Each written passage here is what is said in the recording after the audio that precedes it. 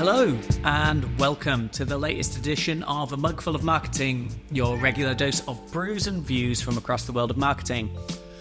On this week's episode, we're going to be looking at a few different stories. Successful event marketing in the age of the death of the festival. We're going to be looking at AI content labeling on Meta, a new feature on Bluesky, TikTok working on hour-long uploads, fan spotlights on TikTok, and some stuff about the key to reach on Instagram.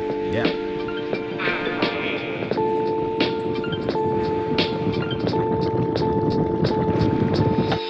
Okay, so what have we been up to since the last episode? Well, you've been going all international, haven't you?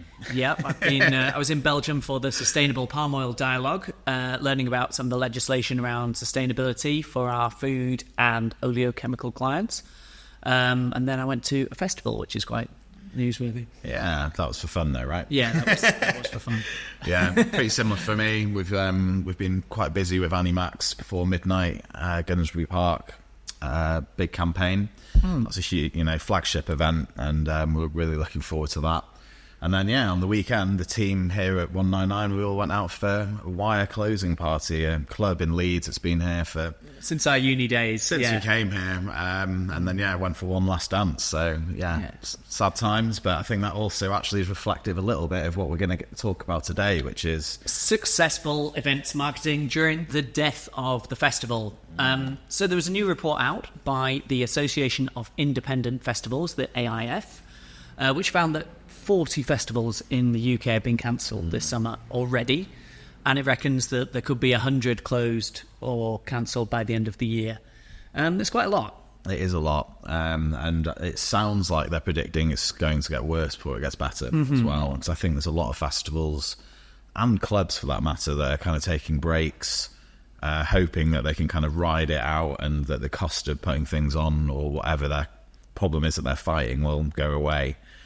I don't think that's going to be the case for a lot of people. They're wanting support from the government, and they're obviously not getting it. Who isn't wanting support exactly in a cost of living crisis, and how do you prioritise it? So, I guess why is this happening? I don't know. Cost of living crisis, you'd think. Cost of fund crisis. I guess it becomes in that case, like people prioritising things, rising costs. Decreasing demand, isn't it? Supply and demand is, I guess, the ultimate fundamental cultural change, I think, with behaviour that we've seen since lockdown, and a generation of people that have come to university and they've not gone out every weekend, and they've done remote learning, and then even older people that haven't been going out, that maybe were going out, had a natural break.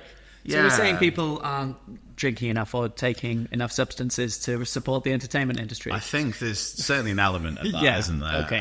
But then there's also still a lot of very successful events and clubs. So I suppose it's not reflective of the picture is more complex than this would suggest. It's not all doom and gloom. We looked at some of the other figures when we were talking about this, and globally, last year was the biggest for live music revenue ever. Yeah. Especially in the US, which was driving a lot of that.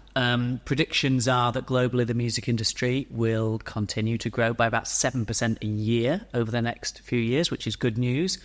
There are still opportunities out there. I mean, I guess what does it mean from a marketing perspective? What can people do to try and ensure that their events are successful? Well, I think you need to make sure that your marketing teams are involved in the process from the very beginning, and that they're not just telling the same old stories of relying on big headline name as carrying an event, because I think culturally we've moved away from that having as much value as it used to.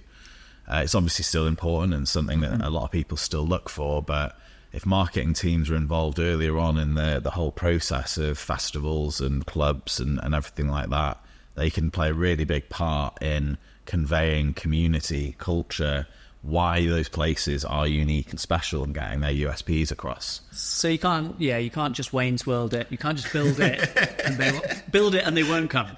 I'm proud you've got a Wayne's World reference into the podcast. But it's more complex than it looks. It's not all doom and gloom. And as the stuff that we've been doing with some of our clients on their event shows, you can still sell out. If you can. There's there is hope there, but obviously there's a lot of sad times still to come. I'm sure for a lot of places that have had big places in our hearts. So, yeah. Fingers crossed, we bounce back. Yes. So next, we don't talk about AI a lot on that. We've kind of avoided talking about it so far, but now there's going to be AI content must now be labelled on Meta. So what's happening with that? I think it's an ethical thing as much as anything. There needs to be, there's such a huge increase in its usage in content creation and content strategy by social media managers in bigger companies, but also to keep costs down. People, when they're doing their own marketing, are using it a lot more.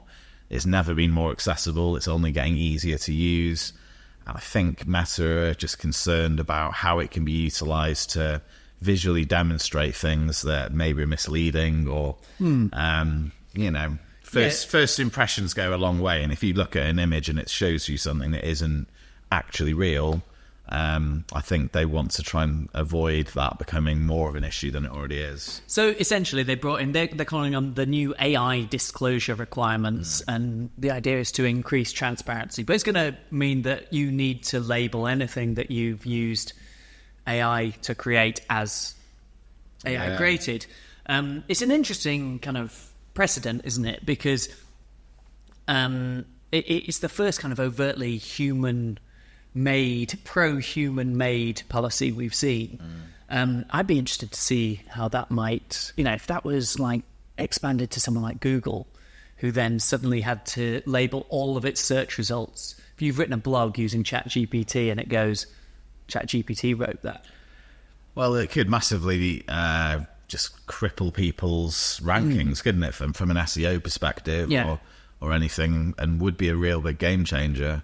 And I think you need to accept that it's possible that could well happen. But how do you draw the line between AI assistance in creative and AI created imagery? Like Adobe packages are just getting more and more driven by AI assistance. Yeah. Whether that's background reduction, removing things from backgrounds or kind of fabricating whole areas of images.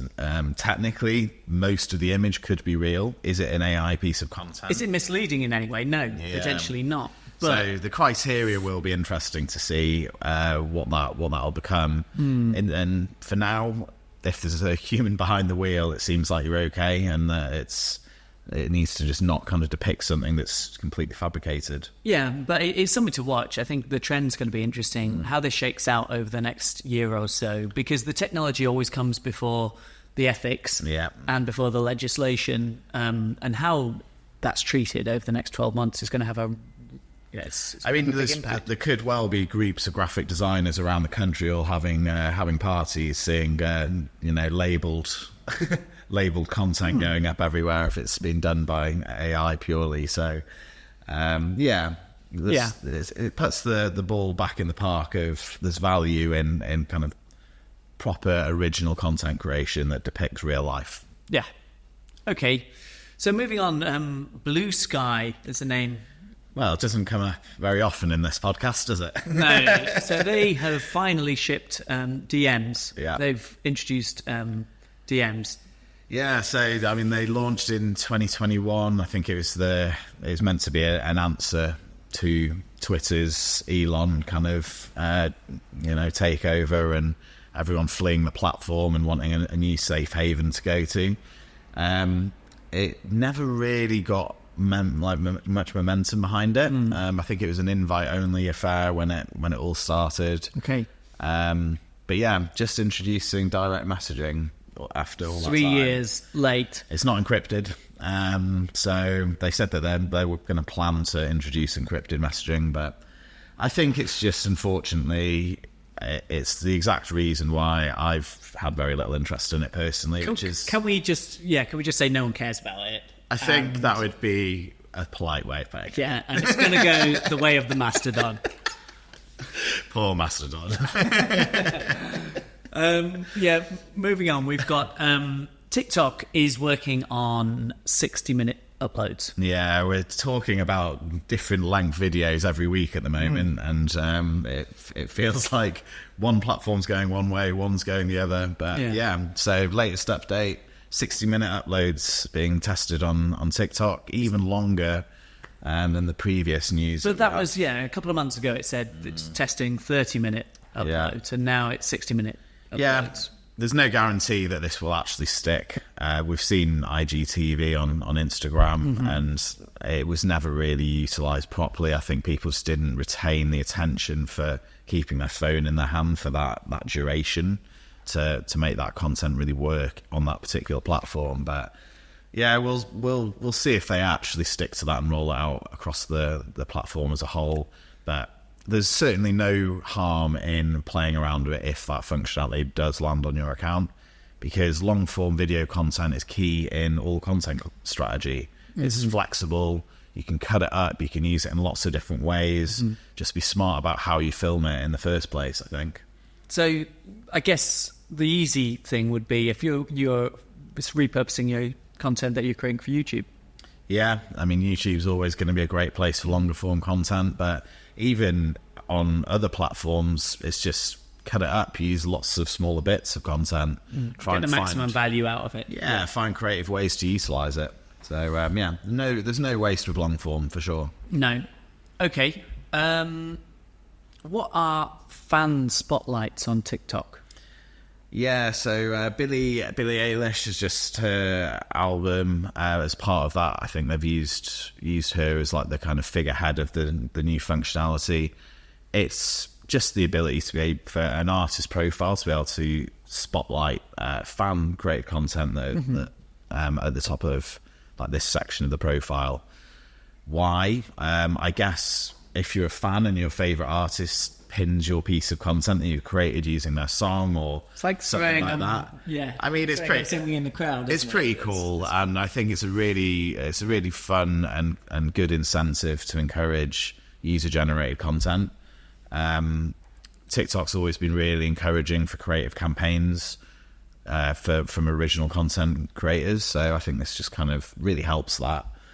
And yeah, I'm interested to see how people use it. Like, it does have a little bit of a ringing of my friends' top friends list on MySpace. You're going to have super fans battling it out of each other to see who can kind of get featured on there the most. But it does reward the craziest kind of super fan. Yeah, no, if you're not careful. But I think there's a real scope to encourage creative content generation and engagement. The stuff between exactly what it was designed for in the first place. So yeah, I'm all for it. I'm here for it, and I'm looking forward to see what people do with it in their kind of music campaigns. Great, and that's going to be something that's available just for any artist account as well. Once it's been selected, it's 7 days that the content is pinned for. So. Nice. Finally today, we've got Instagram revealing the key to reach. And what is that? Sharing. I think it's not exactly that surprising, but it puts more of a focus on if I find a reel or something that I really enjoy and I send it to you over DMs or I share it to my stories, that is really valuable. So creating content that other people want to see. It's not just a case of get as many comments on your reel as you can. It's about, have I made something that actually I want to show the rest of my friends? Okay. And that's where the value is. So I suppose you can help yourself there by thinking about that in the content creation process, but also maybe actually just encouraging with a call to action to get people to share it or send it to anyone that might find it valuable. Yeah. It ties into some of the other features that they've launched recently as well, I guess. Yeah. As well. Yeah, exactly. It's making social media social again. I think that's the underlying objective of trying to add value to that. But supposedly those share stats are going to have a little bit more impact on reach in the algorithm. Okay. Yeah, well, I think that's a good thing, isn't it? I think that's probably it for today. So thanks for watching, and join us next time for a Mugful of Marketing. Yeah, and if you've enjoyed the episode, please remember to subscribe, give us a follow, and leave any comments. See you next time.